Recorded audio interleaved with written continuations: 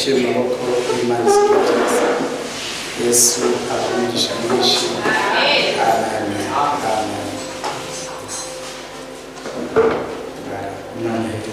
Twebwe tuti Yesu tugungire ko udutabare ubupfe naho utatubereye umukiza utwemere.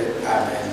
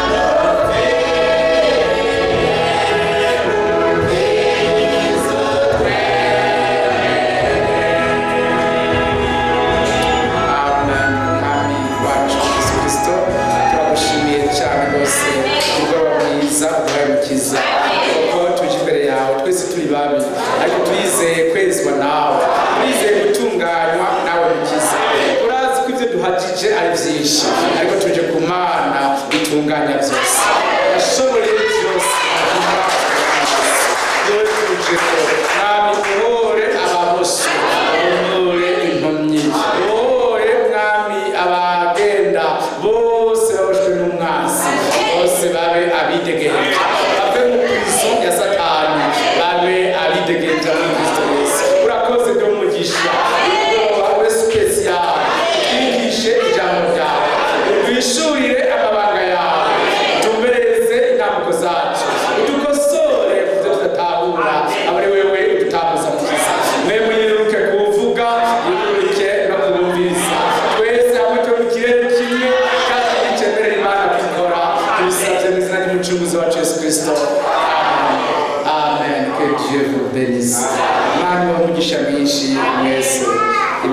cyane.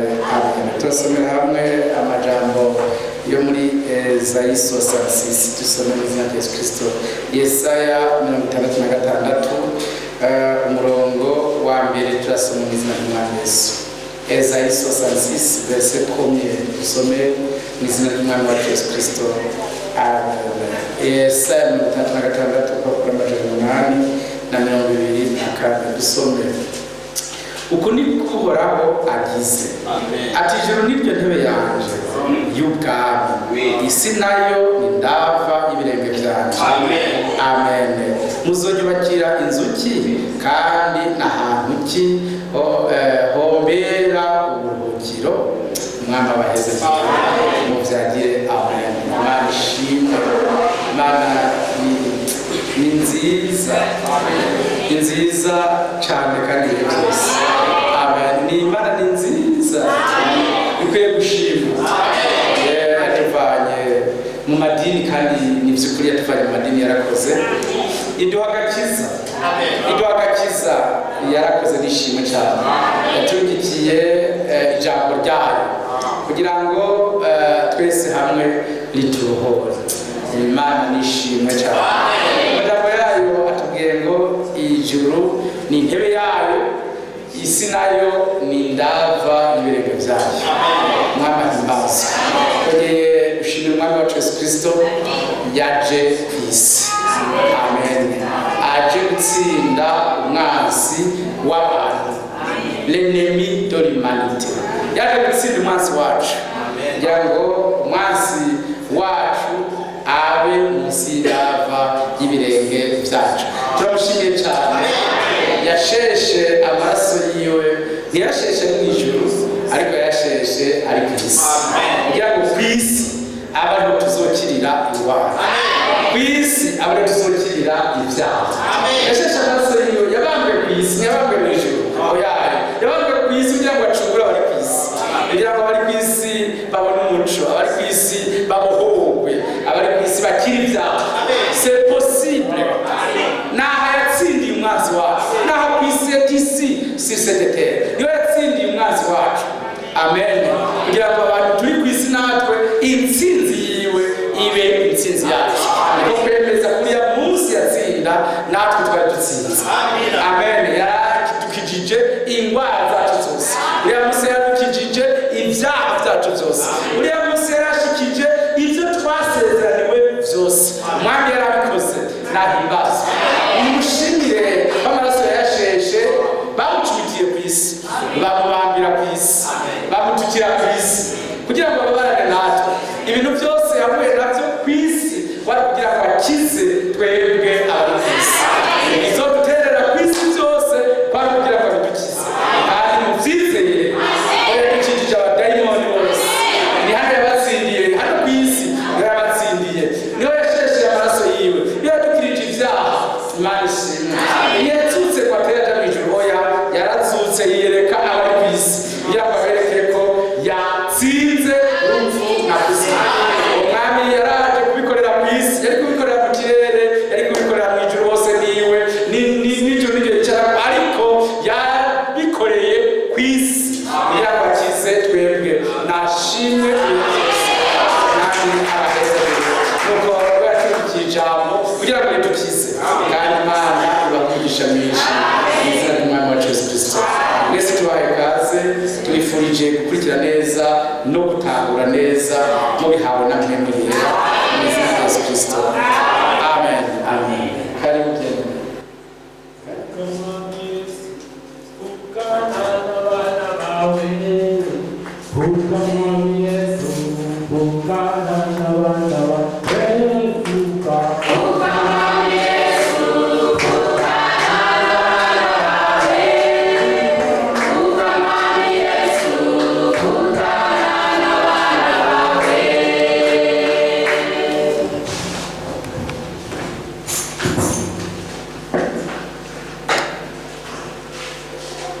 Je vous salue tous, très chers frères et sœurs, ce soir, dans le nom de Jésus-Christ. mwese bene data n'abashiki bacu b'igiciro muri uyu mugoroba mu izina ry'Umwami Yesu Kristo. Amen. Je salue en particulier notre collègue qui a fait un voyage pour venir écouter la parole. by'umwihariko ndaramukije mwene data dufatanyije kuko yagize urugendo aza kugira ngo dufatanye ijambo ry'Imana. Il a une bénédiction spéciale selon la Bible. aronka umugisha usumbirije nk'uko Bibiliya bivuga. Je crois que vous vous rappelez dans la Bible parlant de reine de Seba. ndibaza ko mwibuka ibyo Bibiliya ivuga ku mugabekazi w'Isheba. C'était une reine. yari umugabekazi. Elle a quitté l'Afrique yavuye muri Afrika kure cyane parce qu'elle avait entendu parler de Salomon. kuko yari yarumvise ibya Salomo bivugwa. Et quand elle a entendu Salomon, yumvise Salomo avugwa, elle a dit, yaravuze ati ce que j'ai entendu, ati ibyo numvise c'est rien du tout par rapport à ce que j'ai vu. ati ntaho bingana namba n'ibyo niboneye. Je vois que notre Seigneur mettra la même grâce sur lui. ndizigira ko umwami wacu agiri ubuntu busa na burya mugabekazi mwene data, Et qu'il puisse entendre au-delà de ce qu'il s'imaginait. kugira ngo ashobore kumva ibiruta ibyo yari yibajije ko abiza kuba. Non seulement lui, mais vous tous. ntakabewe gusa ariko namwe mwese. Que le Seigneur vous bénisse richement. umwami abahezagire cyane. Hier, j'ai commencé par vous dire ejo nahereye kubabwira nti que vous n'êtes pas n'importe qui. ntimuri abantu bameze nk'abandi. Ce n'est pas comme vous vous considérez. si nk'uko mwiraba. Quand nous venons dans la maison de Dieu, iyo tuje mu ngoro y'Imana, souvent Satan nous tente aussi kenshi na Satani aratugerageza pour nous donner un complexe d'infériorité, kugira ngo atume twisuzugura, pour nous montrer toujours le manquement. atwereka gusa ibyo duhagije. Si vous arrivez à montre, je ne saurais pas quand il faut arrêter. D'accord. Alors, Dieu, lui, Imana yo il veut que nous puissions nous voir comme lui nous voit. ishaka yuko twibona nk'uko nayo itubona.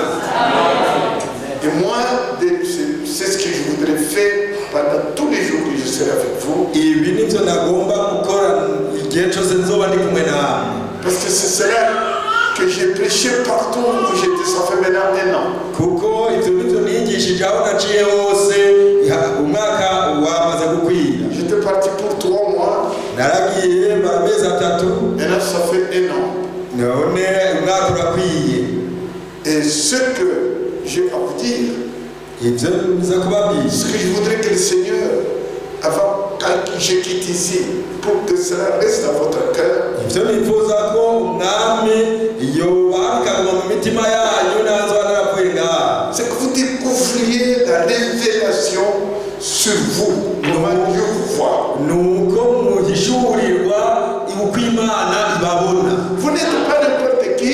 ntimumeze nk'abandi. Le monde vous voit comme tout le monde. ab'isi bababona nkaho umenga mumeze nk'abandi, Mais Dieu vous voit autrement. ariko Imana yo ibabona ukundi. Hier, nous avions lu une parole d'introduction, si je me rappelle. ejo twarasomye ijambo ry'intangamarara niba ndabyibuka. Nous avions lu dans 1 Pierre, twarasomye muri Petero wa mbere au chapitre 2, igice cya kabiri, c'était le verset 9. wari umurongo w'9, Et où la parole de Dieu dit, aho ijambo ry'Imana rivuga ngo, donc 1 Pierre 2, verset 9, Petero wa mbere igice cya kabiri umurongo w'9, Dieu dit, Imana iravuga iti, vous au contraire, ariko mweho vous êtes une race élue, mu bwoko bwatoranijwe, un sacerdoce royal, mukoranije kuba abami n'abaherezi, une nation sainte, ihanga ryera, un peuple acquis. abantu Imana yitoranirije. C'est comme ça que Dieu le voit. uko niko Imana ibabona. Nous sommes différents. turatandukanye n'abandi. Où tugiye kugurura Bibiliya. Je vous prie de vous mettre debout. Ndabasabye mu byaguruke. Nous allons lire dans 1 Jean, Dusome muri Yohana wa mbere au chapitre 3, igice cya gatatu à partir du verset 1. duhere ku murongo wa mbere. Nous allons lire les 3 premiers versets. Turasoma imirongo itatu ya mbere. Premier épître de Jean, Ikete rya mbere rya Yohana chapitre 3. igice cya gatatu Nous lisons les 3 premiers versets. dusome imirongo itatu ya mbere. Et je vais prier. Ngiye gusenga. Père Céleste, Data wo mu ijuru, notre Sauveur, mwami wacu kandi mukiza wacu, nous sommes simplement subjugués. Tangaye cyane. Nous sommes dépassés nous-mêmes. Biraturengeye mwami. Nous ne comprenons pas le grand amour dont tu nous as aimés. Ntidutahura urukundo ruhambaye wadukunze. Et nous disons merci du fond du cœur. Tuvuze tuti urakoze bivuye mu mutima. Seigneur, Mwami, brûle ma langue. nuturire ururimi rwanje. Brûle les oreilles de mes très chers frères et sœurs. Nuturire amatwi y'abene data b'agaciro. Qu'ils entendent non pas ce que je dis, mais ce que tu veux leur dire. Ntibumve ibyo jewe mvuze ariko bumve ibyo wowe wifuza kubabwira.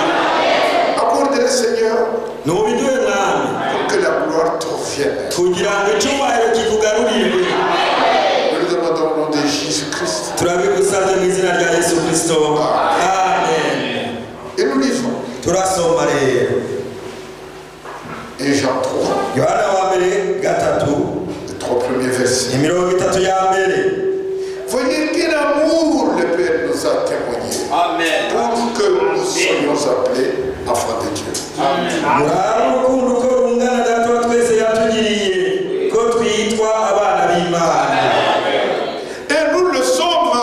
Kandi niko turi. Si le monde ne nous connaît pas, c'est qu'il n'a pas connu. Nico gituma bisi batatuzi kuko batayimenye. Bien-aimés, nous sommes maintenant enfants de Dieu. Abo nkunda ubu turi abana b'Imana. Et ce que nous serons n'a pas encore été manifesté.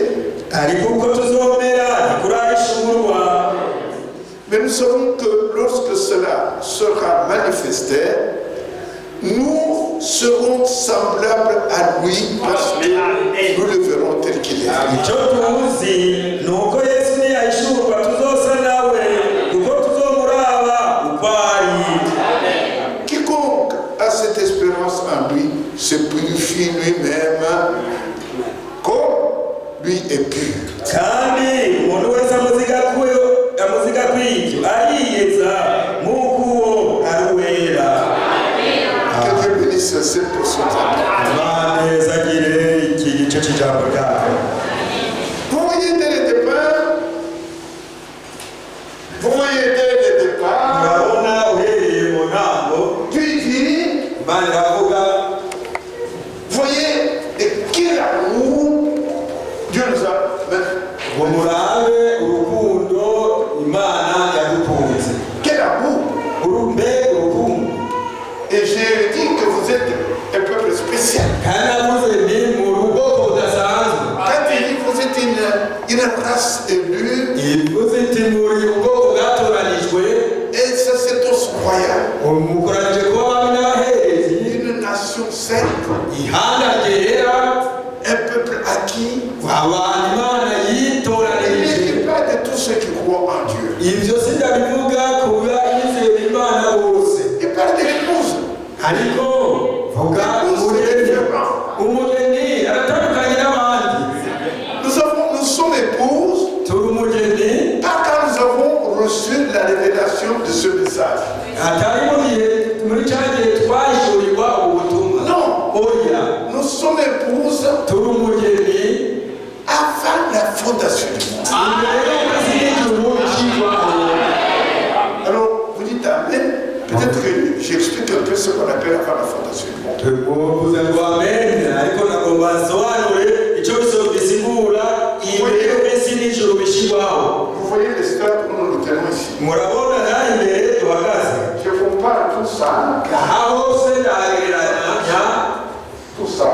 hose Je compare ça ndagereranya à l'éternité. n'ibihe bidashira. L'éternité, Ibihe bidashira c'est quand Dieu était seul. ni muri cya gihe Imana yari ikiri yonyine. Il n'avait pas de corps. nta mubiri yari ifise. Ça, c'est l'éternité. aho ni mu bihe bidashira. Après l'éternité, ariko nyuma y'ibihe bidashira maintenant, le temps. harabonetse rero ibihe. Vous voyez là, murabona c'est rero l'éternité. aha ni ibihe Et bidashira. Dieu devait sortir de l'éternité Imana yategerezwa pour gusokora entrer maintenant dans le temps. ikava mu bihe bidashira ikinjira mu bihe. Et dans l'éternité, mu bihe bidashira c'était Dieu et ses pensées seules. yari Imana n'ibyumviro byayo gusa. Fondation du monde, c'est la création. ishingwa ry'isi n'iremwa. Quand il y a maintenant la terre, le soleil et tout, igihe habonetse isi izuba n'ibindi, ça c'est la fondation du monde. aho rero n'isi n'ijuru byariko birashingwa. Alors regardez, aho rero quand Dieu sort de l'éternité, igihe Imana isokoroka ikava mu bihe bidashira il commence maintenant le monde. igatangura kurema isi C'est avant de fonder le monde. mbere y'uko irema isi Ce qu'on appelle le commencement. ibyo twita intango. C'est à ce moment-là ni muri icyo gihe que Dieu a écrit Imana yanditse le nom de quelques femmes, amazina y'abagore bamwe de bamwe quelques hommes, n'abagabo bamwe bamwe avant qu'ils existent. imbere y'uko babaho. Comme l'épouse, umugeni, son nom, le nom de l'épouse, izina ry'umugeni ont été écrits ryanditswe dans le livre de la vie de l'agneau. mu gitabo cy'ubugingo bw'umwagazi, Pas dans le livre de vie, atari mu gitabo cy'ubugingo, parce que c'est un même livre. kuko ni igitabo kimwe, C'est un même livre. ni igitabo kimwe, Comme on peut voir là, aho umuntu ashobora kubona avec deux sections. akasanga ari ibice bibiri. Ce côté-ci, hari igice cyaha c'est le livre de vie, ni igitabo cy'ubugingo, où tous ceux qui ont la vie éternelle, aho tous ceux qui auront jamais la vie éternelle, abantu bose bazoronka ubugingo budashira amazina yabo yanditse ngaho. mais l'épouse, ariko umugeni les noms sont écrits ici. amazina yabo bayanditse aha naho. Ici, c'est le livre de vie. aha ni igitabo cy'ubugingo, Ici, le livre de vie de l'agneau. aha naho kikaba igitabo cy'ubugingo cy'abamwagazi. Alors, le nom écrit dans le livre de la vie de l'agneau amazina yanditse mu gitabo cy'ubugingo cy'abamwagazi ne peuvent pas être effacés. ntashobora kuvutwa. Mais le nom dans le livre de vie, ariko amazina yo mu gitabo cy'ubugingo ils peuvent être effacés. arashobora kuvutwa. Amen. Alors, tout ça pour vous dire que vous n'êtes pas n'importe qui. ibyo rero ndabivuga ngo mumenye ko mutari aho nk'abandi. Vous êtes là. oya mwanditse aha, Et vos noms sont écrits kandi amazina yanyu avant que le monde existe. yanditswe imbere y'uko isi n'ijuru biremwa. C'est pour dire les noms sont écrits dans le livre de la vie de l'agneau. nicyo gituma Pawulo yandika Et mon nom amazina yacu yanditse mu gitabo cy'ubugingo cy'abamwagazi, n'izina ryawe. alors ce sont ces gens ni aba bantu rero ici on appelle épouse. babo ngaha bitwa umugeni. Et c'est pour ça que quand ils ont Matthieu 22, nicyo gituma iyo dusomye Matayo 22 umurongo w'14 laissez peu moi pour que vous regardiez. aya kanya ngo mubaha Matthieu 22, Matayo 22 verset 14. umurongo w'14. Qu'est-ce qu'il dit? mbega havugwa Je l'ai dit hier, je répète. narabivuze ejo ndabisubiyemo. Il y a beaucoup, regardez comment je fais. Regardez-moi. Il y a beaucoup hari abahamagawe ni benshi, d'appeler. bahamagawe ni benshi, Les appeler pour la vie éternelle. bahamagariwe ubugingo budashira. Et leurs noms sont écrits dans le livre de vie. amazina yabo yanditse mu gitabo cy'ubugingo. Mais il y a peu d'élus. ariko abatoranijwe ni bake, Un petit nombre. n'abantu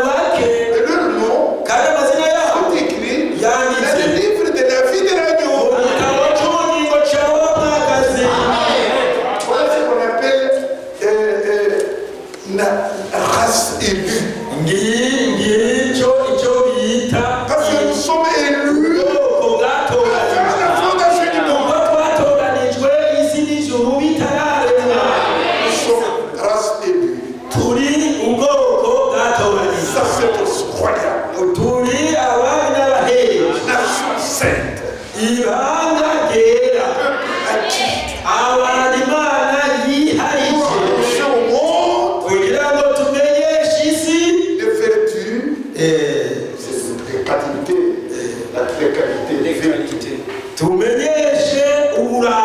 De celui qui nous a appelés.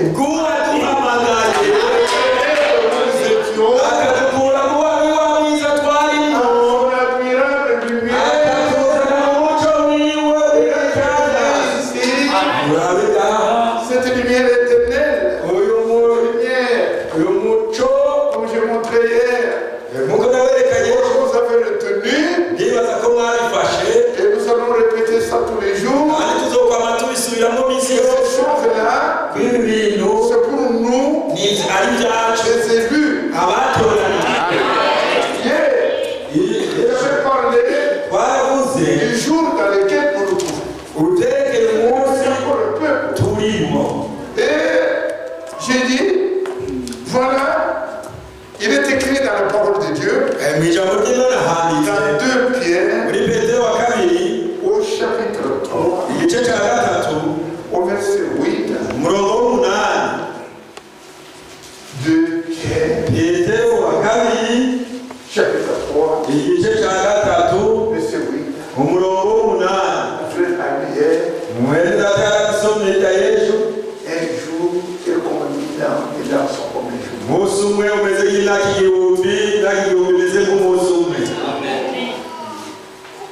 Mais il est une chose bien-aimée que Moi je pensais que vous alliez lire dans la cour de tout le monde. Moi je lis en français.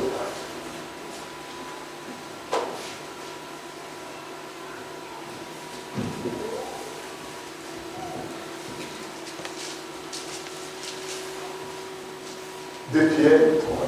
ibisigaye mwese muhuze imitima. 2 Pierre 3.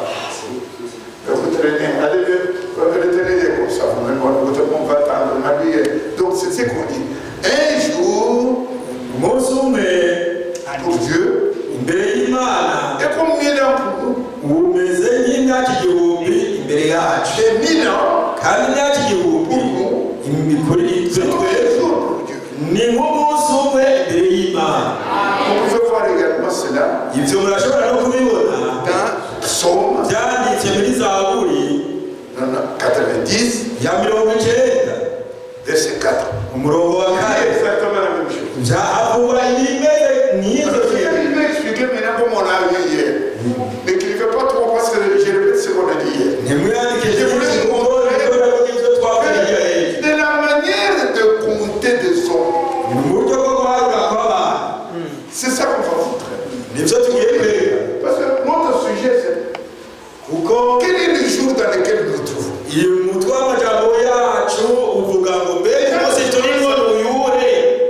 Mais nous, Dieu nous a révélé ça. Depuis Adam jusqu'à Abraham, ça fait 2 jours. 2 jours, ça veut dire 2000 ans. Et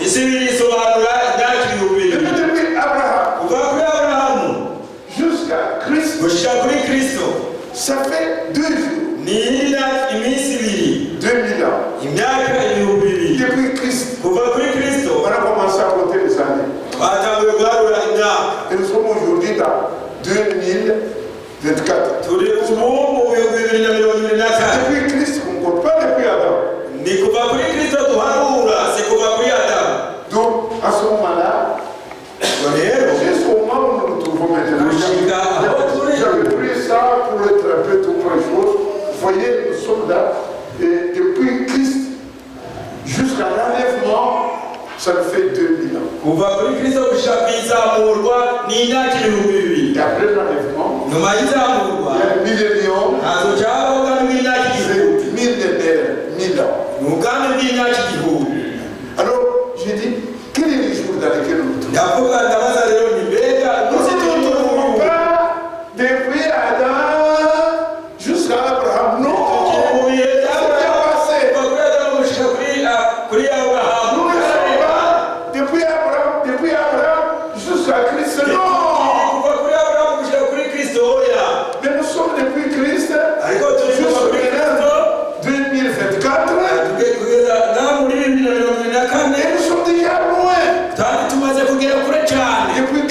kuva muri Kristo jusqu'à maintenant, gushika ubu 2000 ans. imyaka ibihumbi bibiri Et c'est avant le retour de Jésus-Christ. ni imbere yo kugaruka kwa Yesu Kristo. C'est peut-être instant. Voyez comment j'ai là. Depuis Christ, on est parti depuis longtemps. kuva muri Kristo ni kuva hariya On kure est venu. tukaza On est tout près là. tugaruka twegereje ngaha Cet espace de temps. akanya k'ibihe Ce court laps de temps. aka kanya gato On nous dit, c'est le plus important. ngo niwo mwanya De toute l'histoire wabaye du salut. gusumba ibyabaye byose by'agakiza Et de toute l'histoire de l'humanité. n'ibyabaye byose byerekeranye n'isi. Et ce temps-là, kandi aka kanya toi et moi nous vivons. twebwe je nawe turiko turabamo Dieu dit, mana yakavuga c'est un temps de grâce. ni igihe cy'ubuntu. Alléluia. Alléluia. Turasoma muri Matayo Au chapitre 17. mu gice c'17. Non, Exode. Oya ni kuvayo Il y a tellement beaucoup de. Disons même Matthieu 13. turasoma na Matayo 13. Matthieu 13, Matayo 13 au verset 17. umurongo wa 11. Et on a dit, twavuze dit, Matthieu 13, verset 17. Matayo 13 umurongo wa 17. Il dit, je vous le dis, beaucoup de justes et de prophètes ont désiré voir ce jour dans lequel nous vivons qu'ils n'ont pas vu. ndababwira ukuri yuko bavugishwa n'Imana benshi n'abagororotsi benshi bahamye kubona ivyo mubona ntibabibona no kumva ivyo mwumva ntibavyumva. Ces jours-là dont on parle, c'est maintenant ce jour. umunsi uvugwa ni umuyu. Amen. Et ce que Dieu fait dans ce jour-ci Imana iriko irakora muri uyu munsi est caché au monde. biyegejwe ab'isi. Amen. Samedi, nous allons parler, samedi et dimanche, kwa gatatu no kwa mungu tuzovuga nous allons parler de ce qu'on appelle mandat divin. tuzovuga ivyerekeye ubukozi bwavuye ku Mana. Et je vais traîner un peu là-dedans. tuzobihagaramo Et cyane on reviendra tuzogaruka dans ce que nous voyons là. mu vyo tubona. Alors nous disons que tuvuga dans cet espace de temps, tuvuga ko muri aka kanya pourquoi il est le plus important de tout? twerekana igituma ari ico gihe gihambaye gusumba ibindi bihe. C'est parce que dans ces jours-ci, kuko muri ico gihe le Seigneur de gloire mwami w'ubwiza est venu révéler yaje guhishura de cette son ibi bibatanijwe que bibiri nous avons vu ici. ivyo twabonye ngaha. Vous voyez, hier, je vous parlais de cette son. ivyo ejo nababwiye ivyerekeranye Parce que je suis allé laisser le livre. Voilà. Ce livre de cette son iki gitabo cy'ibibatanijwe est le bibiri plus important. nico gitabo C'est gihambaye ça cyane. qu'on appelle message envoyé par Dieu par William Marion. iki nico bita ubutumwa bwarungitswe n'Imana bumvikanye n'abatewe y'amayobera. Avant que ce message vienne, ariko imbere y'uko ubwo butumwa buza Dieu qui ciel Mana yo mw'ijuru fait quelque chose. iriko irakora ikintu. Alors c'est cette photo ni ibi que je vy'ishusho vous montrerai. kuko naberetse hirya J'ai y'ejo. été aux États-Unis 3 fois avec cette photo. naragiye muri Amerika inshuro zitatu mvise iyi Au foto. Canada, muri Canada en Europe, no mu Buraya beaucoup de pays africains, no mu bihugu byinshi by'Afurika. en Afrique du Sud. Afurika ye Et chaque fois que je prêche, igihe cyose ariko arakutuma ishengero j'ai la joie de venir avec ça.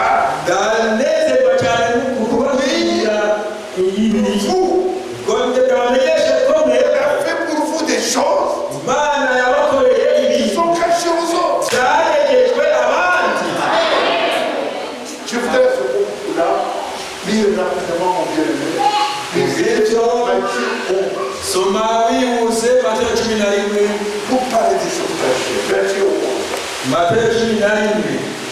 Matthieu 11. Verset 27. Muri ico gihe Yesu aravuga ati ndaguhimbaza data.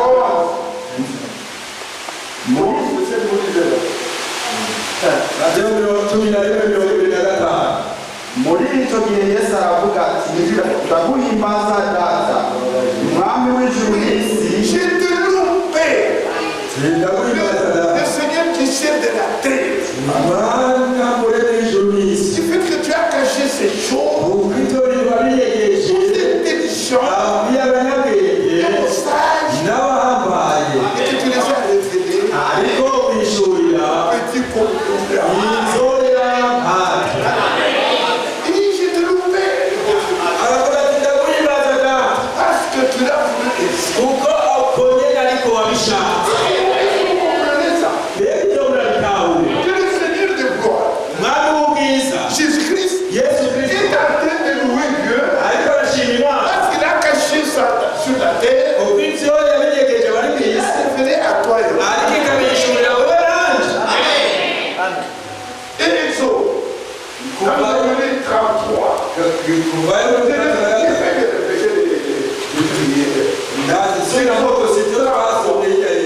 Verset 13.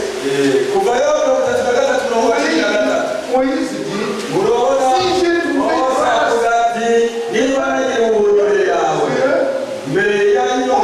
grâce de foi. Donc on montre à nous des choses cachées. Si tu es intelligent, c'est les gens qui ont fait des grandes études, même de théologie. On ne peut pas comprendre ça. Nous revenons à une des choses qui a été faite. J'ai dit que je le fais répéter jusqu'à Abraham combien? 2000 ans. Et depuis Abraham jusqu'à Christ combien? 2000 ans. Et depuis Christ 2000 ans.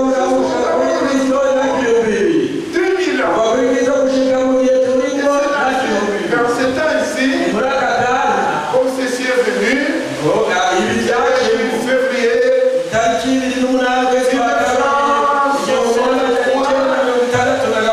j'étais marié, j'étais père d'une petite fille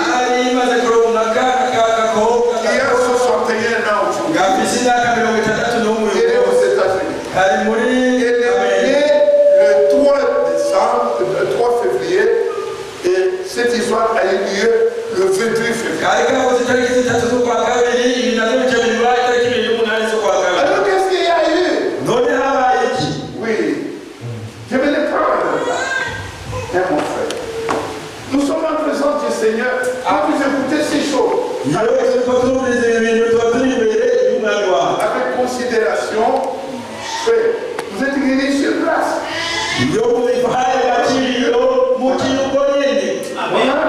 Je fais ceci, je donne au berger, voilà.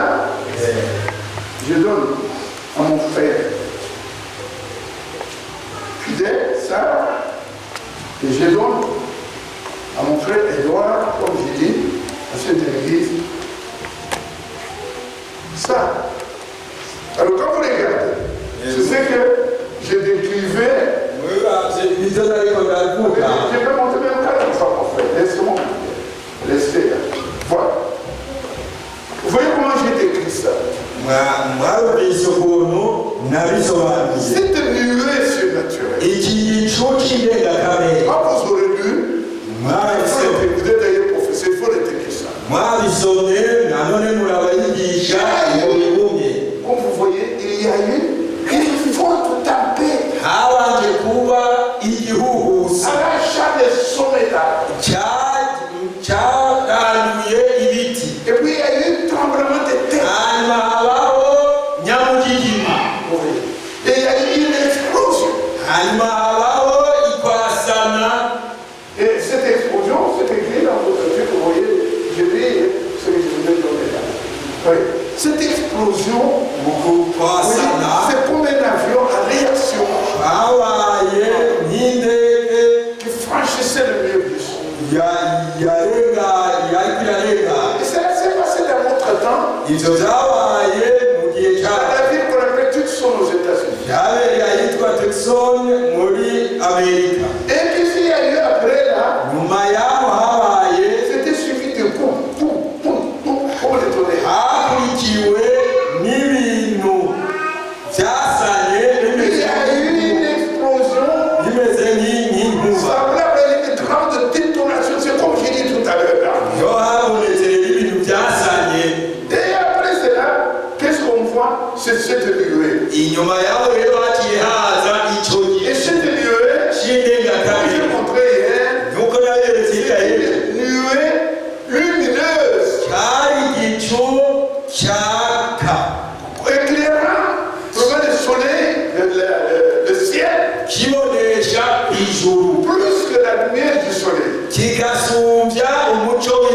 Et ça, c'est 7 anges.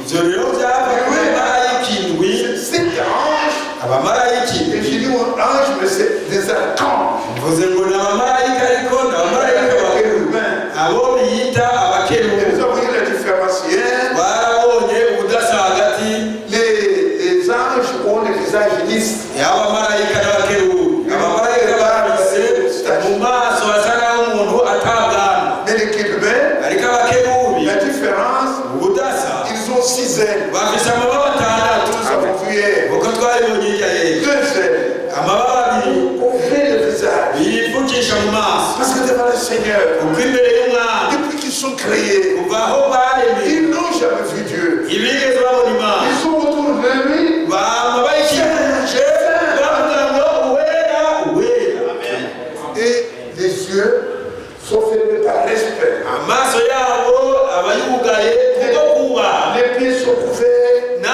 n'ibirenge byabo biba par bifutse humilité. kubwo guca bugufi Maintenant, 2 autres ailes, ayandi mababa abiri ça c'est pour tourner autour. nayo kuguruka bakikuje imana uhora uwera Sont pleins de sa gloire. Donc c'est pour ça que byuzuye ubwiza bwiwe Et quand ils sont venus, igihe baza ils sont descendus. barurutse On a délaissé la terre. bahagarara hagati y'isi n'ijuru Avec les frères Branham, cet homme simple. uyu mwenda Aburahamu umuntu aciye bugufi Il a étudié juste l'école primaire. yarize gusa amashuri abanza Et Dieu a caché aux intelligents. imana icyo yabinyegeje ahambaye abanyabwenge Ces anges sont venus abamarayika barurutse là-bas où il était. aho yari ari Et lui a été hissé, nawe aratuzwa envoyé jusque-là. ashika aho bari Alors comme je vous ai montré, uko nabiberetse on voit ça comme ça. bari bimeze nk'uko C'est le nuage. cyari Mais gicucu au-dessus, c'était comme une pyramide. ko hejuru y'icyo gicucu hari hameze nk'ipiramide Formé par un ange au-dessus.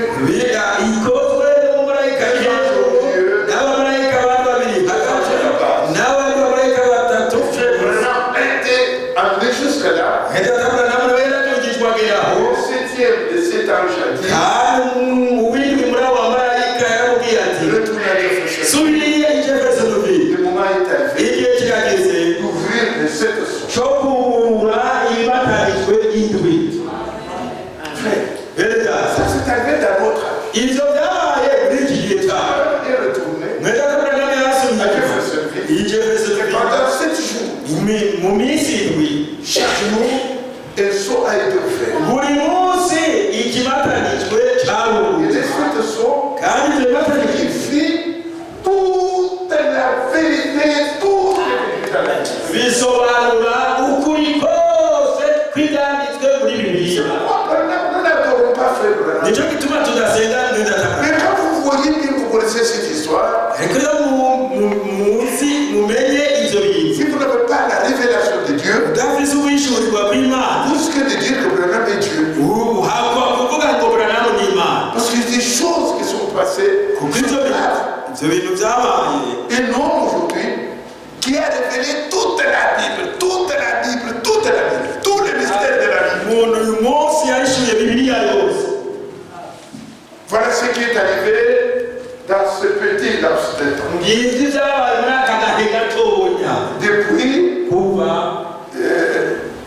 février 63 va muri jusqu'au jour où nous sommes. mu kwa kabiri mirongo itandatu na gatatu gushika ubu aho tugeze Et Dieu a voulu kandi imana yashatse que toi ko wewe et moi, nanje pas par l'intelligence, bidaciye mu bwenge bwacu nous puissions voir ça. dushobore kubibona Voir ça. kandi tubyizeye La colonne de feu. inkingi y'umuriro Vous voyez là, ibiryo mubona ngaha ça s'appelle la colonne de feu. iyi niyo yitwa inkingi y'umuriro Et la lumière surnaturelle. n'indi De feu ou lumière surnaturelle. yitwa inkingi y'umuriro cyangwa igicu cy'indengakamere nicyo kimwe La lumière, c'est le jour. inkingi Et ce qui était nuée, la nuit devient maintenant colonne de feu. icyari inkingi y'igicu ku murango igicu ku murango gihinduka inkingi y'umuriro y'ijoro Elle nous a fait montrer kandi twarerekanye en Égypte, ko muri Egiputa quand le peuple Israël est sorti, igihe abisirayeli basohoka c'est la colonne de nuit le jour byari inkingi y'igicu ku murango qui éclairait le chemin, yabamurikira mu nzira et la nuit mw'ijoro qui devenait colonne de feu, igaca ihinduka inkingi y'umuriro toujours pour conduire le peuple kugira ngo ibandanye iyobora ubwoko de bw'Imana l'Égypte bakura à Canaan. ibajana i Kanani. Quand il est arrivé à Canaan, bashitse Kanani la colonne a disparu. ya nkingi y'igicu yaciye ikabandana Début du Nouveau Testament, mu ntango y'isezerano la rishasha colonne revient.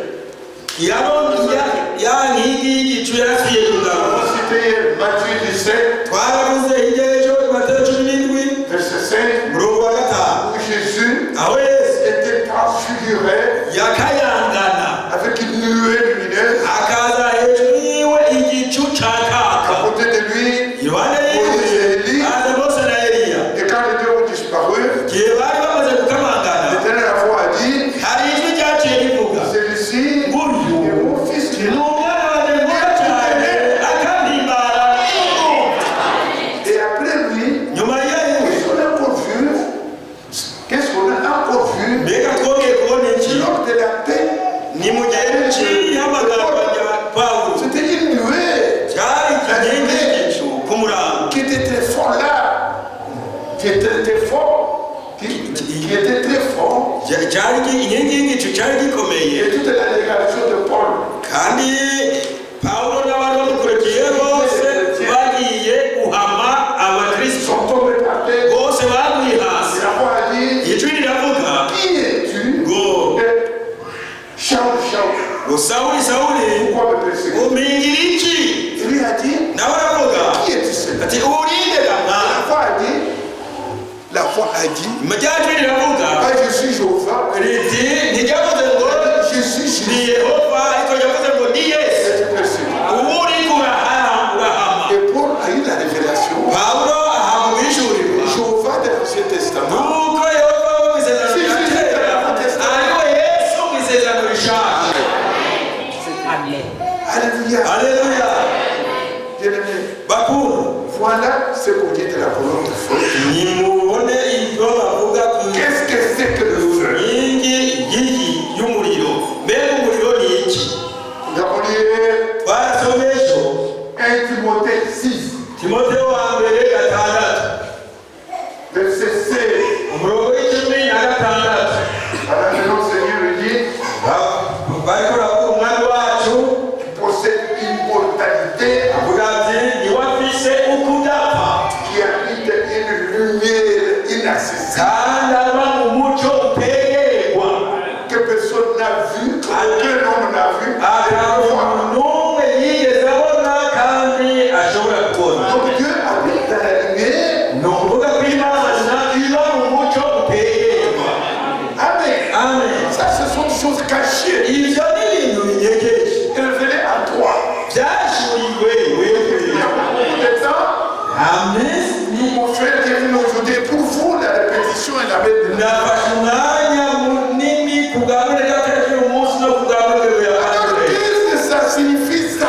none igishusho Nous avons isobanura vu l'événement, nous avons décrit. twavuze ibyabaye Vous turabisobanura voyez, un jour, j'ai mis là c'est l'événement, là c'est la signification. ariko haribyo nashize ndaca gusa La signification, c'est vers le soir, isobanuro yacu ivuga la ngo lumière paraîtra. wariko hageze ku kagoroba umuco uzopa. Zacharie au chapitre 14, Zakariya 14 au verset 7. umurongo w'indwi. On dit vers le soir, au milieu là, vers le soir, la lumière paraîtra. yanditse ngo ariko hageze ku kagoroba umuco uzopa. Bonsoir, Seigneur du salut. turi ku kagoroba k'umunsi w'agakiza. Ça c'était hier. aho hari Mais aujourd'hui, ariko uyu munsi nous disons, voilà ce que nous allons étudier aujourd'hui. umviriza iyo tugiye kwiga uyu munsi. Nous allons parler tugiye kuvuga du jour où on fait prophétique. iby'uyu munsi twisunze ubuhanuzi. Hier nous avons vu les jours, ejo twabonye igeze twabonye c'est la manière de voir les gens. On nous a dit, les jours est comme 1000 ans. mu buryo bwo kubona kw'abantu 1000 ans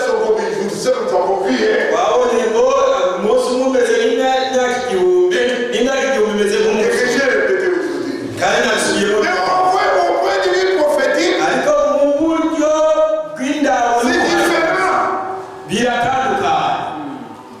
Amen. Amen. Au point de vue prophétique, Mu buryo bw'ubuhanuzi il y a 2 jours. hari iminsi ibiri. Il y a 2 jours. Hari iminsi ibiri. Il y a le jour du salut Hari umunsi w'agakiza, et le jour du Seigneur. hariho n'umunsi w'umwami wacu. Oh, j'ai la foi pour qu'il y ait jusqu'à la fin là. Ndafise ijwi rishikana hariya Même si ça tombe, naho vyokoroka. c'est la voix que n'ayez pas de mes enfants.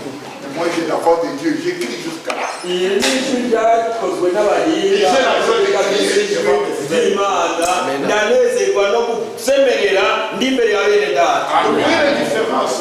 Nous Murabona avons commencé un jour comme 1000 ans, nous avons compté. twaharuye umunsi umwe n'imyaka igihumbi, Au 6e millénaire. twabonye ko twageze mu kintu. Maintenant, au point de vue prophétique, Ariko mu buryo c'est bw'ubuhanuzi ce que nous allons étudier aujourd'hui. ivyo tugiye kwiga uyu munsi. Au point de vue prophétique, Mu buryo bw'ubuhanuzi il y a 2 jours. hari iminsi ibiri. Un jour Umunsi qu'on appelle jour du salut. wiswe umunsi w'agakiza, Un jour umunsi qu'on appelle jour du Seigneur. wiswe umunsi w'umwami wacu. Allons-y maintenant. Tubije Qu'est-ce que c'est que le jour du salut? mbega umunsi w'agakiza ni iki? Ce n'est pas un jour de 24 heures. Si umunsi w'amasaha 28, C'est une période. ariko ni igihe. Et c'est écrit cela Kandi ivyo vyanditse dans 2 Corinthiens byanditse muri Korinto wa kabiri au chapitre 6. igice ca gatandatu. Vous allez lire ça. Mubidusome 2 Corinthiens 6, muri Korinto wa kabiri verset 2. igice ca gatandatu umurongo wa kabiri. Et j'attends. kuko yavuze iti mu gihe cyo kwemererwamo ndakumvise no ku munsi wo gukirizwa ko ndagutabaye. Amen. None n'igihe cyo kwemererwa, none n'umunsi wo gukizwa. Vous avez lu que Mwasomye ko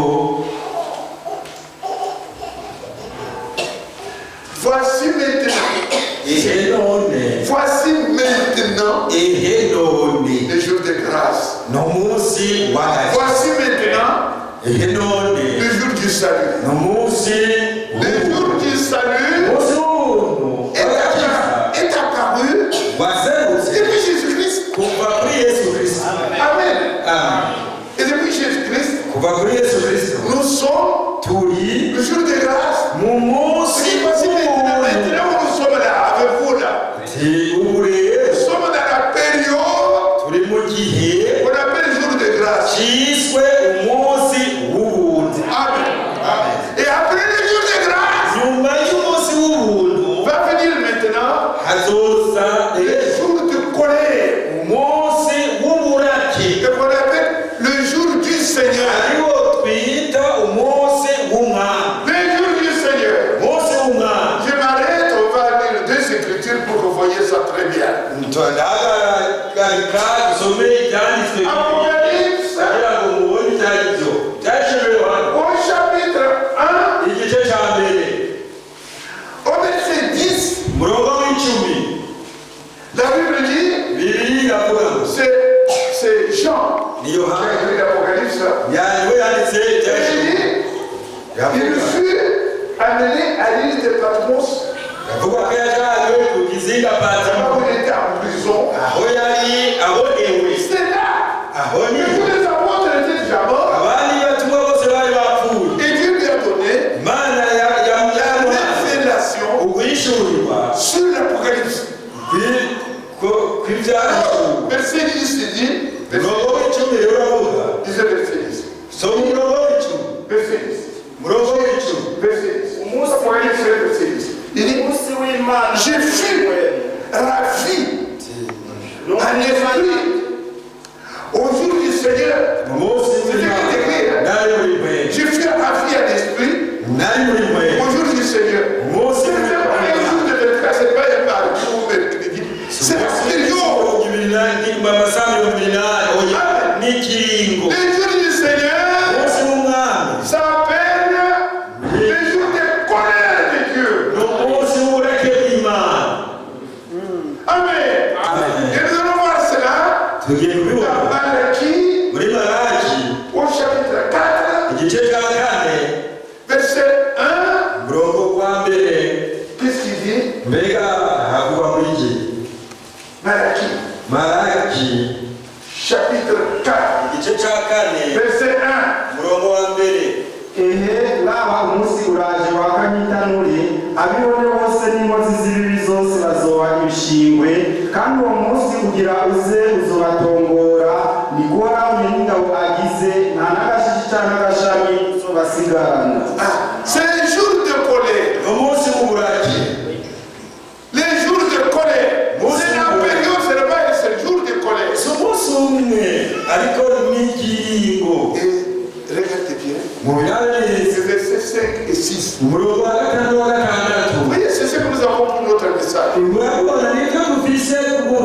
le Seigneur dit, voici, je vous enverrai Élie, le prophète, avant que le jour redoutable arrive. Le jour de colère, où Dieu va punir les gens. C'est avant que ce jour-là vienne, on n'a pas participé à la punition. Avant ce jour-là vienne, si nous avons les prophètes, pour nous parler, et s'élever contre la colère. Donc il y a un jour de salut, un jour de colère. On appelle le jour. Les autres disent que c'est dimanche, c'est pas ça. Alléluia. Alors, dans ce jour, des jours de grâce. Alléluia. C'est un jour de grâce. Et cette grâce est faite en vous et en moi. Parce qu'on vous avertit. Tous les jours qui arrivent ici, c'est un avertissement. Ça, nous savons la volonté de Dieu qu'il n'a pas communiqué aux autres. Amen.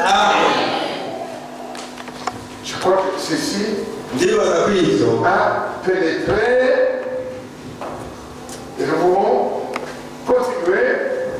Si vous prenez, vous me prenez les cartables. Je marche avec ça. Parce que pour nous, c'est très important. Alléluia. Et maintenant, bien-aimés. C'est bien ce que nous avons lu. Voyez quel amour le Père nous a témoigné. Pour que nous soyons appelés à faire des choses.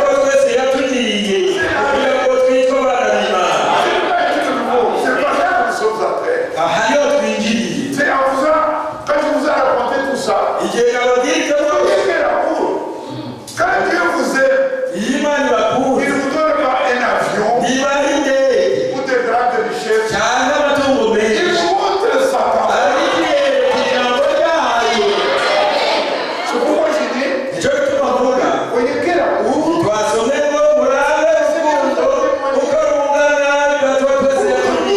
appelés à faire la vie. Mais nous ne sommes pas.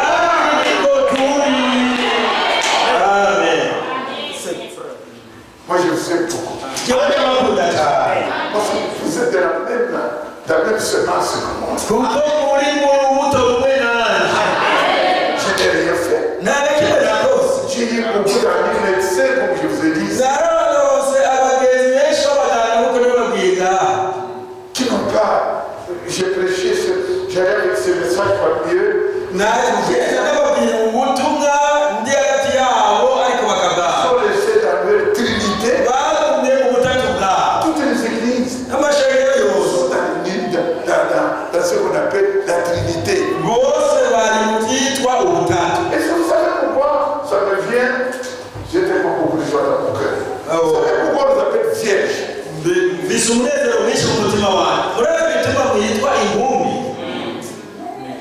Une vierge n'a pas été, qui n'a pas connu droit. iba abari umukobwa ataramenyana n'ikitwa umugabo. Et toute église Kandi ishengero ryose qui croit à la Trinité, ryizera ubutatu elle n'est pas vierge. ntiriba impumyi. Maintenant, Ubu ceux qui ne croient pas à la Trinité, abatizera ubutatu ils sont vierges. ni impumyi. Des tonnerres et tout ça, ils sont des vierges. abanyabituragaro n'abandi ni impumyi, Ils ne croient pas à la Trinité. ntibizera ubutatu. Ils sont vierges comme nous. nabo ni impumyi Vous natwe, parlez des vierges, ariko mu il y a mpumyi des vierges sages. hari impumyi Ça, c'est nous. Dont les noms ont été écrits amazina yacu avant la fondation du monde. yanditswe imbere Il y a le y'ubuzima. livre de la vie de l'agneau. Ça, c'est vous et moi. ni mwebwe nanje. Amen. Amen. Dieu peut dire, Imana ishobora voyez quel amour. ngo murabe Dieu nous a témoigné. Imana yatugaragaje Pour faire comprendre les choses kugira ngo que les autres intelligents ne peuvent pas comprendre. utahuze ibintu abanyabwenge batatazi. Quand Dieu vous aime comme ça, iyo Imana ibakunze gutyo vous aussi vous aimez. namwe muca mwikunda. Amen.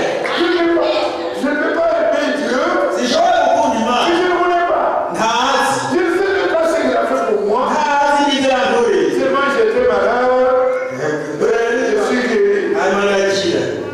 Est-ce que vous êtes sérieux? Vous ne savez pas qu'il y a des païens qui sont guéris, mbega ntimuzi ko hari n'abapagani bahora barakira plus même que vous. mbere benshi gusumba mwebwe. Et parce qu'il m'a donné de l'argent, yampaye amafaranga, il faut que les choses me viennent en tête. hari ikintu kije mu mutwe. Il faut que vous soyez, vous savez, murabizi David, Dawidi, le roi David, mwami Dawidi l'homme selon le cœur de Dieu.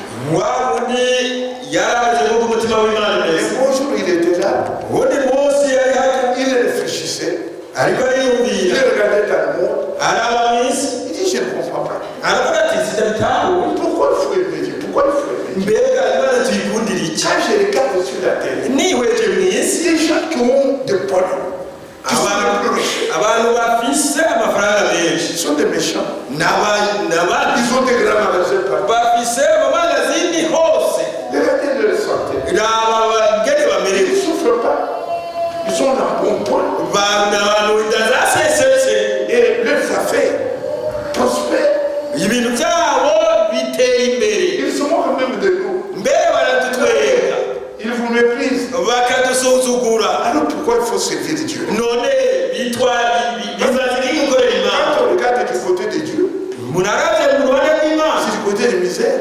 usanga abantu ari abagorwa. Alors ça sert à quoi? Ati none bimaze iki De faire l'œuvre de Dieu. gukorera igikorwa c'Imana? Alors Dieu lui a dit, Dieu a Imana irazira muhari dit, je vais vous apprendre. ati ngira ndakwigisha. Regardez ce pauvre-là, ce méchant. kiraba mu banyakibi Avec tout ce qu'ils ont. n'ivyo bafise byose, Un jour, umunsi umwe tout est terminé. byose Et birahereye. dès qu'il meurt, Ibyo bari bamaze il va gukora voir au-delà.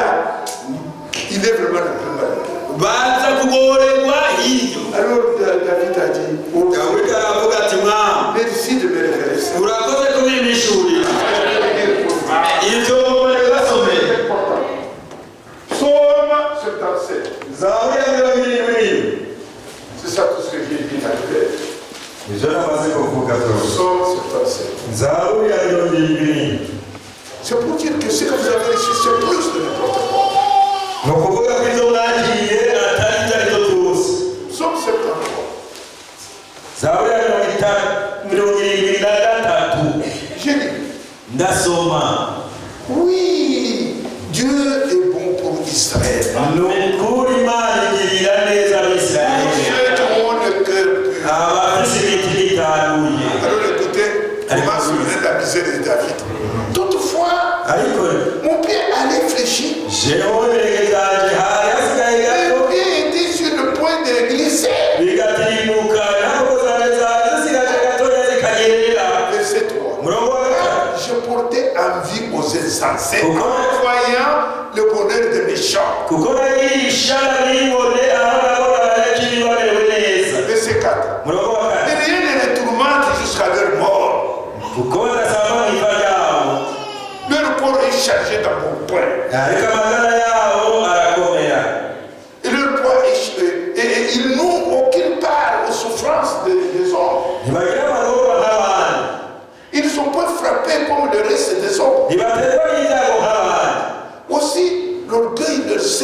habillés et la violence et les vêtements qui les enveloppent.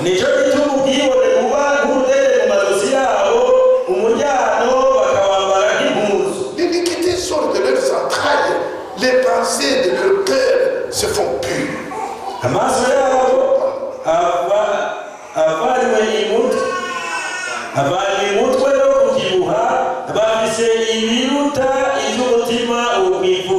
Ils se moquent de nous. Écoutez, ils règnent et parlent méchamment d'opprimés. Ils peuvent faire des discours hautains.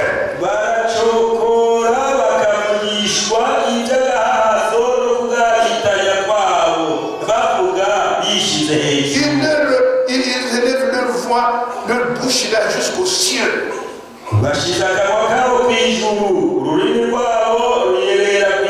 Et leur langue se promène sur la terre. Voilà pour son peuple se tourne de leur côté. C'est le verset 10. Il a fait l'eau abondamment. Il dit, vous voyez comment ils disent, comment Dieu serait-il? Comment les très hauts connaîtrait-il?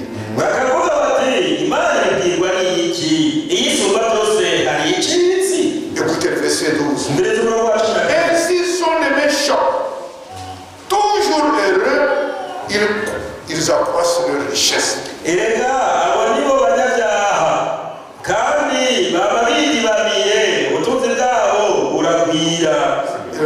Regardez maintenant comment David était tenté. Il dit, c'est donc en vain que j'ai purifié mon cœur et que j'ai lavé mes mains dans l'innocence.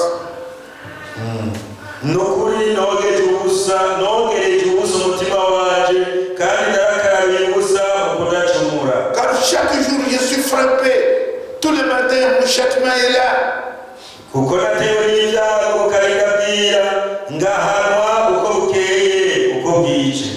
Et verset 16. Quand j'ai réfléchi là-dessus, pour m'éclairer, la difficulté fut grande à mes yeux. Je ne pouvais pas comprendre.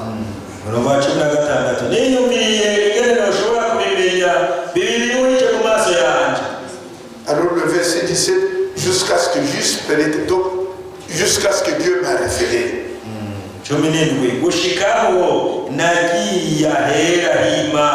Et que j'ai vu la fin de méchants.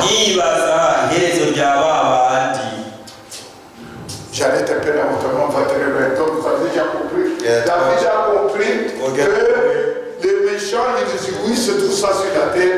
Mais un jour, quand ils meurent, c'est le malheur qui commence.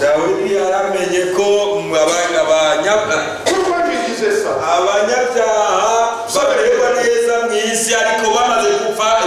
C'est toujours pour partir du premier verset où j'ai dit, oh, quel amour Dieu nous a témoigné.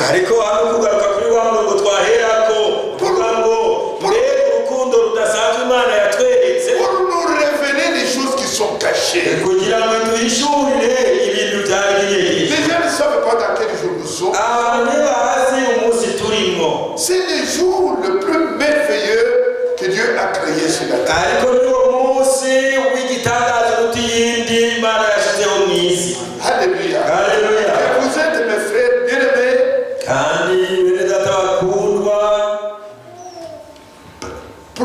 Préparez pour ces grands jours-là. Alors nous devons savoir. C'est une chose que je ne peux pas oublier de vous signaler. Parallèlement à ce que Dieu a fait des grands. Est-ce que vous voulez que je vous rappelle que la chose grande que le Seigneur a fait pour l'épouse, c'est vous révéler que vous êtes sous la colonne de feu. Tu peux être dans le malheur. Tu peux être dans les tentations. Mais le nuage, la grâce de Dieu vous couvre.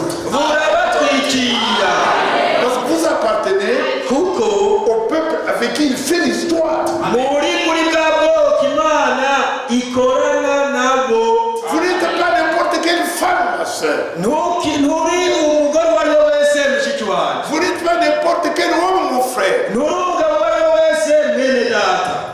diable ne vous trompe pas. Cette journée, ce jour, Dieu l'appelle la journée que le Seigneur a fait. Et il dit, soyez dans la joie et la dégresse. Que vous ayez des tentations ou pas, sachez que vous êtes sa propriété. Si vous n'avez pas ce sentiment, j'aimerais vraiment que ce sentiment vous habite. Parallèlement à ce notre bonheur, parallèlement, il faut que je le dise bien, parallèlement aux grandes choses que Dieu va faire avec nous. Parce que le samedi, nous allons parler de ce que nous appelons qu'est-ce que j'ai dit tout à l'heure? Le mandat divin.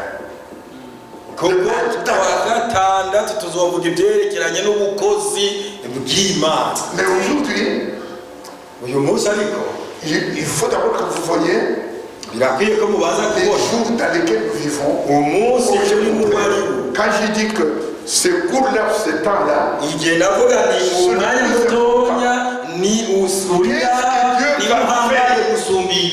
le plan de Dieu? Vous devez connaître ça. Quel est le plan de Dieu avec nous? Quand un de ces 4 matins, ce n'est plus loin, un de ces 4 matins, quelque chose va arriver. On appelle l'achèvement de l'Église. L'Église a commencé il y a combien de temps? Ça faut que je demande pour faire finir. L'Église a commencé il y a combien de temps? 2000. Quand? Avec Jésus-Christ. Mais c'est quand? À la Pentecôte. Pas avec Jésus. Parce que quand Jésus montait dans le Canaan, il n'y avait pas d'église. Il fallait que Jésus passait et meure. Et il est ressuscité. Et il vous dit, je m'en vais et je vous enverrai le Seigneur. Le jour où le Saint-Esprit est venu, l'Église a commencé. Cette Église qui a commencé depuis il y a 2000 ans, cette Église-là qui a marché dans beaucoup de problèmes, cette Église-là termine maintenant. Alors l'achèvement de cette Église, c'est ce que je vous décris là, c'est le temps dans lequel nous nous trouvons. Et qu'est-ce qui va arriver? Dieu montrer la nuée.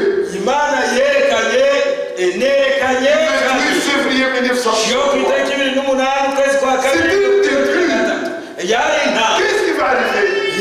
Ce qui va arriver, c'est 4 de ces 4 matins. C'est quoi? C'est que l'épouse, vous voyez, maintenant, sont mélangés. Le problème avec nos pauvres frères, mais c'est 4 matins. L'épouse de Jésus-Christ, qui est au milieu du message, être séparés. Comment ça? Il y a des choses qui sont promises. Il y a ce que Dieu appelle la grande puissance, qui est aussi appelée le 3e tour. Amen. Qui est aussi appelé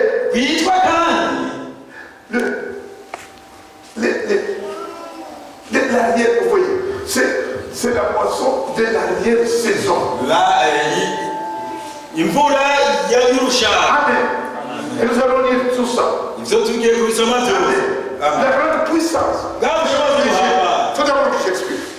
simuru bambere. J'ai la joie de vous dire ces choses. Ndanezerwa kubabwira ibi bintu. J'ai la joie de vous le dire. Ndafise umunezero wo kubamenyesha.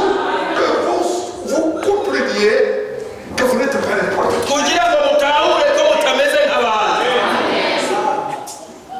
Un adulte connaît les promesses de son père. Alors quand vous êtes des adultes dans la famille, même 10, avec des petits enfants, et les autres sont âgés, Umuntu akuze aramenya amasezerano se yamuhaye. Sibyo bimwe n'abana. vous êtes tous l'enfant de votre père. Mwese muba muri abana ba se. Mais l'autre qui est enfant, Ariko ujya akiri uruhinja. à 2 ans, 3 ans, Afise amezi y'akiri cy'itatu. il ne connaît pas son père. Abo bakina gusa atazi se buri. Mais celui qui est plus âgé, Ariko ubu umaze gukura. qui a hérité, Yamaze kuronka on umugabane. a raconté, Uwo bari il est plus heureux usanga uwabanezerewe de son cyane.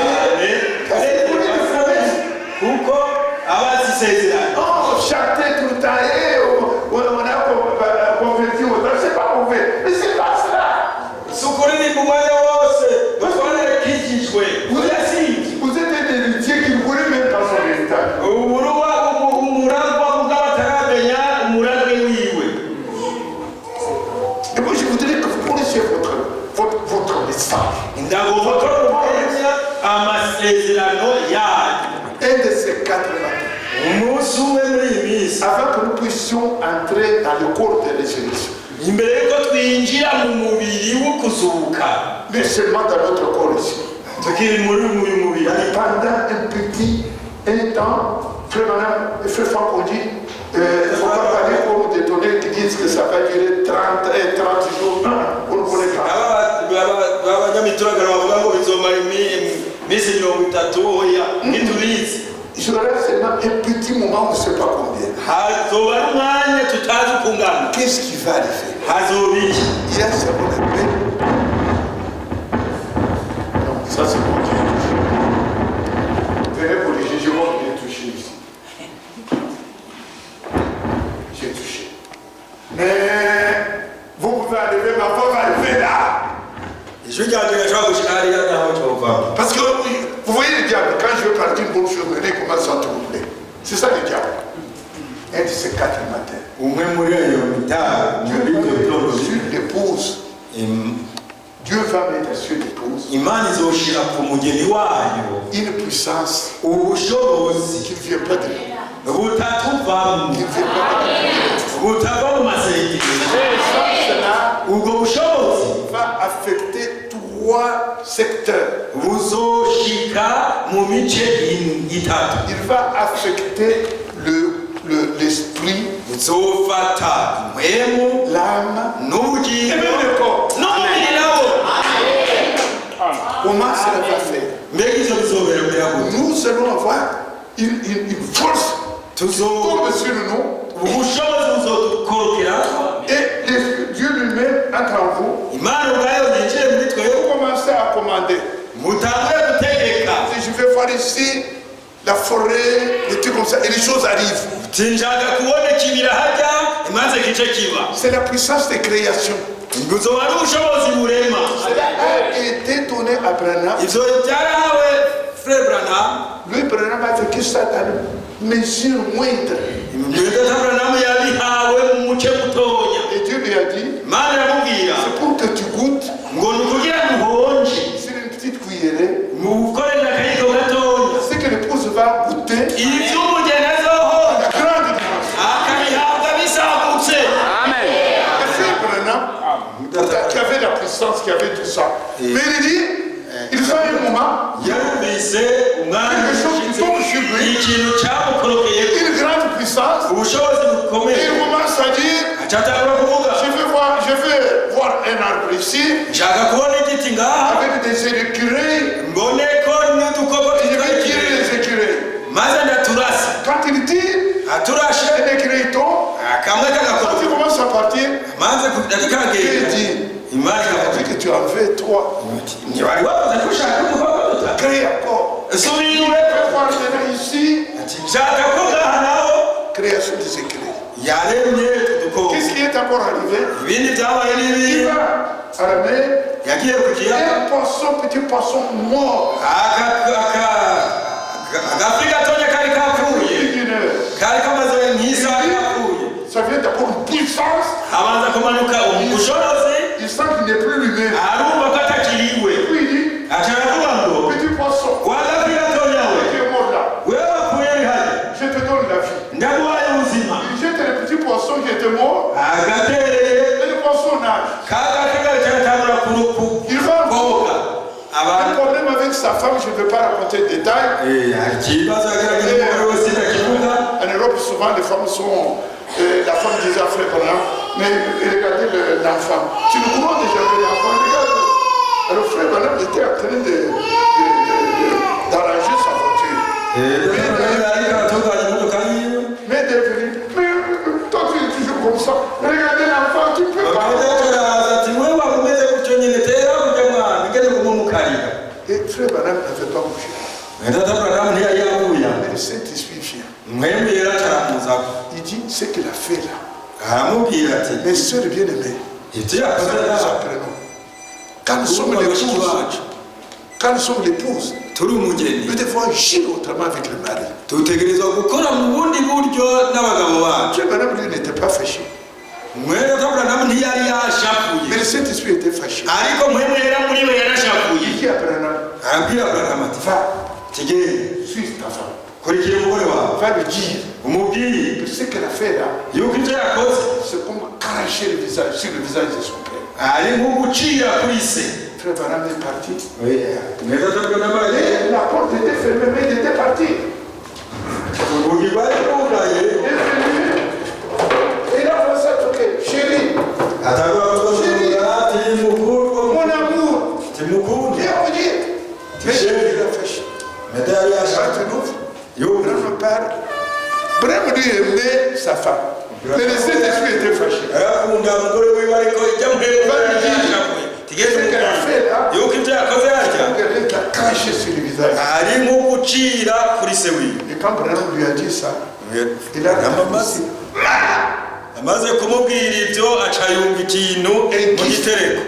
Un kyste. Alors l'offert. Et Médée a souffert avec ce kyste-là. Et le moment est arrivé comme ça gonflait, ça faisait mal. On est parti chez le médecin. Et le médecin a fait des clichés et tout. Il a dit, je vois qu'il y a un kyste à opérer. Mais les jours où on devait opérer, il était déjà couché sur le lit d'opération. Le médecin prend les clichés. Maintenant, il fait un dernier examen. Il prend son gant, il introduit la main, il touche.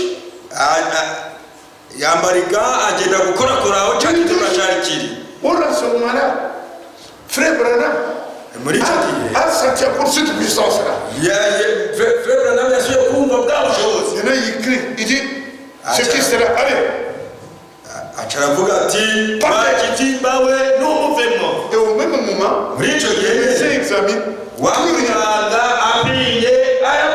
Amen. Non, je ne vois rien, il n'y a plus d'opération.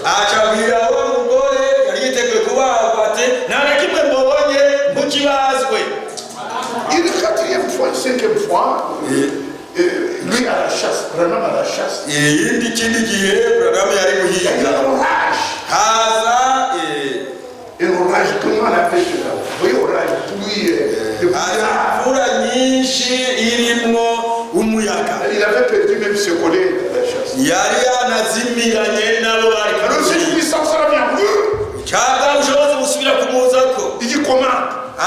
Et Branham me dit, je veux que cette orage-là, elle part. Et je vais voir le soleil ici en train de briller. Du coup, l'orage termine. Le soleil commence à briller. Miracle de création. Branham a dit ça 5 fois. Et Branham a dit, c'est ça que toi et moi. Et ces 4 matins, c'est ça que nous allons vivre.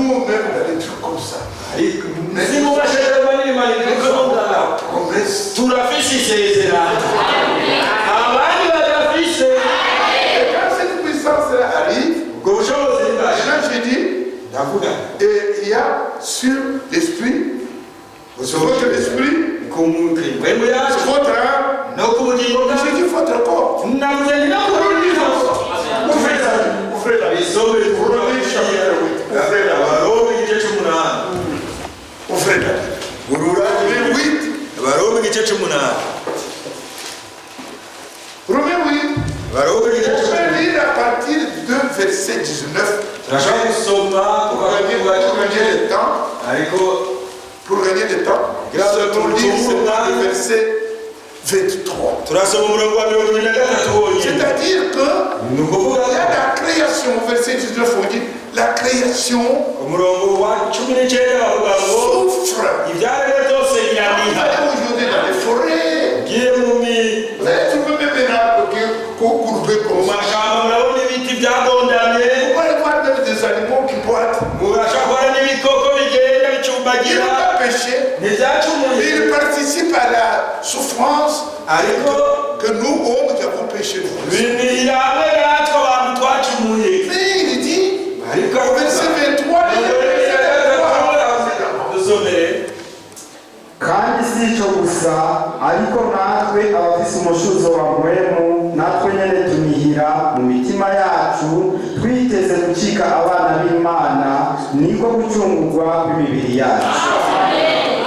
il dit, la rédemption, ugucungurwa kw'imibiri yacu la rédemption de notre corps. C'est ce qui va arriver avec cette puissance. ibyo nibyo bizoba ubushobozi bushize Quelqu'un qui a cru, qui est membre de l'épouse, uwizeye ari mu mugeni s'il n'avait pas fait, madame a montré quelqu'un qui avait perdu même les membres, uranaberekana n'abantu bari baracitse ibihimba les membres poussent.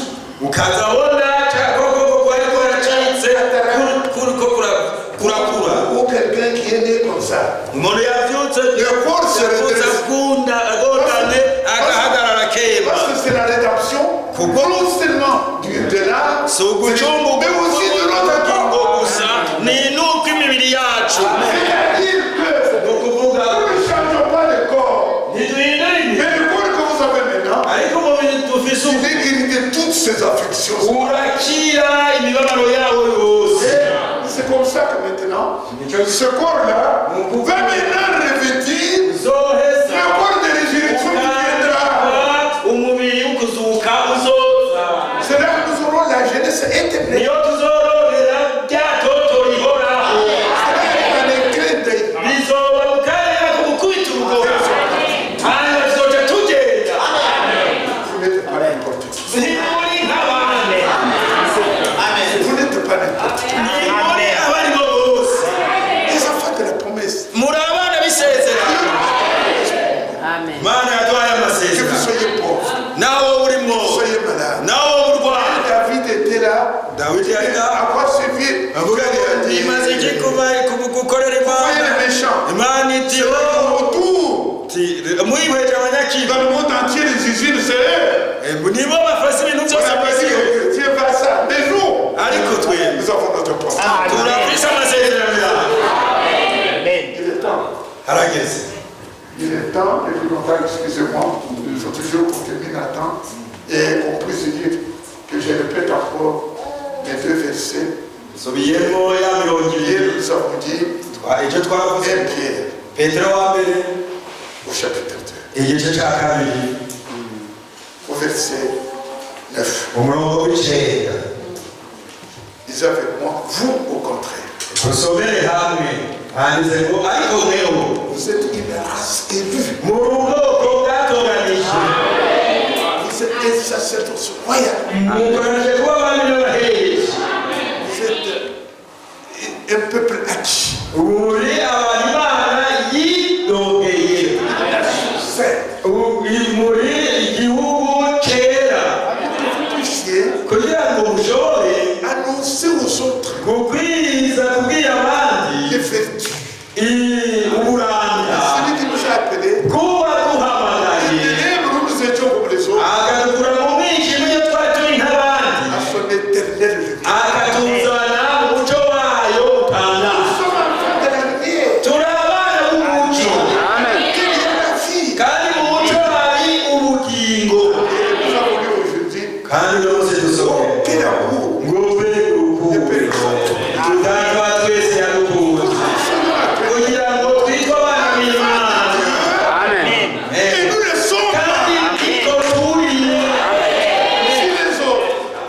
connaissent pas, si les autres ne connaissent pas, c'est parce qu'ils ne connaissent pas Jésus-Christ. Mais ce que nous sommes ici, ça ne sera pas comme ça. Quand il viendra, ils seront comme il est. Que le Seigneur vous console.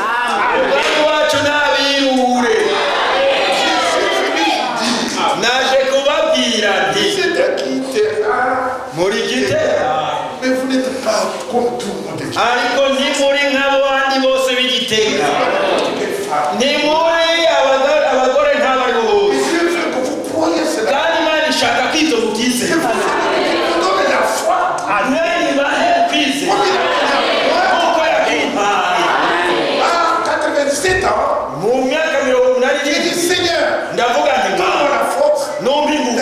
Mes frères, ils ne sont pas n'importe qui. Ce sont des princes et des princesses. Si aujourd'hui, nous mourons, la Bible dit, nous sommes des dieux et nous mourrons comme des hommes. Même souffrance, mais nous sommes autre chose.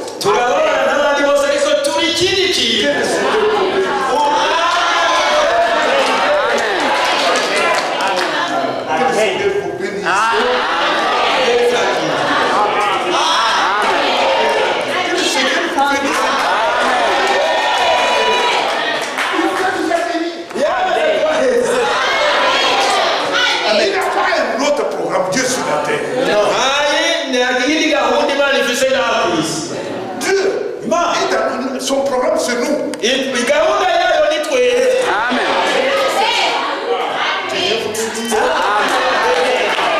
Prions. Donnez votre cœur à Dieu en disant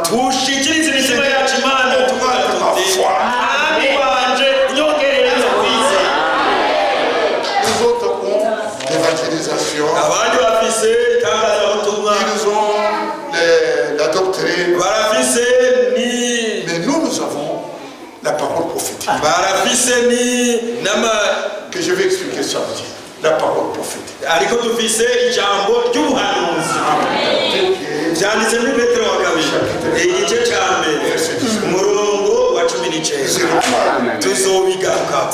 le nom du Seigneur soit sauvé.